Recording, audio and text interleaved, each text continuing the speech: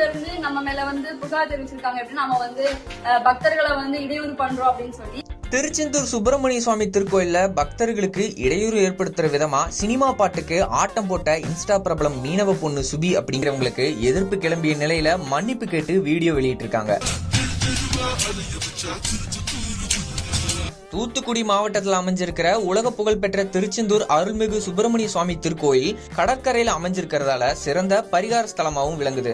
மிகவும் புனித ஸ்தலமா கருதப்படுற இந்த கோயில்ல திருவிழா காலங்களை தவிர்த்து நாள்தோறும் ஆயிரக்கணக்கான பக்தர்கள் கோயில்ல சுவாமி தரிசனம் செய்ய வராங்க. இந்த நிலையில தூத்துக்குடி மாவட்டம் பெரிய தாளை கிராமத்தை சேர்ந்த இன்ஸ்டா பிரபலம் மீனவ பொண்ணு அப்படிங்கிற சுபிக்ஷா இவங்க கடலுக்கு மீன் பிடிக்க போறது, மீன்களுடைய வகையை பத்தி சொல்றது போன்ற வீடியோக்களை அவருடைய இன்ஸ்டா சமூக வலைதளங்கள்ல பதிவேற்றம் செய்யறது வழக்கமா வச்சிருக்காங்க. அதன் மூலமா பிரபலமும் ஆயிருந்திருக்காங்க.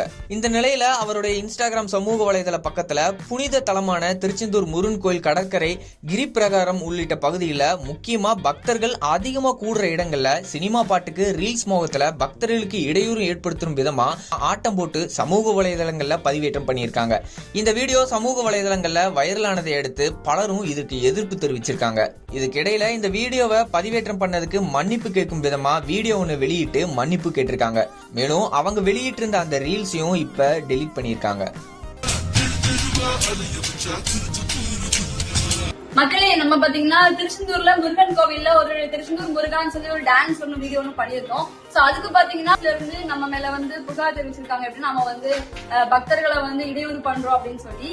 நான் அப்படி பக்தர்களை இடையூறு பண்ணணும்னு நினைச்சிருக்கேன், அப்படி நான் பண்ணவும் இல்ல. பட் அப்படி ஒரு வீடியோ ஒண்ணு போட்டிருக்காங்க. அப்படி நான் அவங்களுக்கு அந்த வீடியோ போட்டது அவங்களுக்கு ஹர்ட் ஆயிருந்துச்சு, பக்தர்கள் யாருக்காவது இது வருத்தமா இருந்துச்சு அப்படின்னா அதுக்கு நான் மன்னிப்பு கேட்டுக்கிறேன்.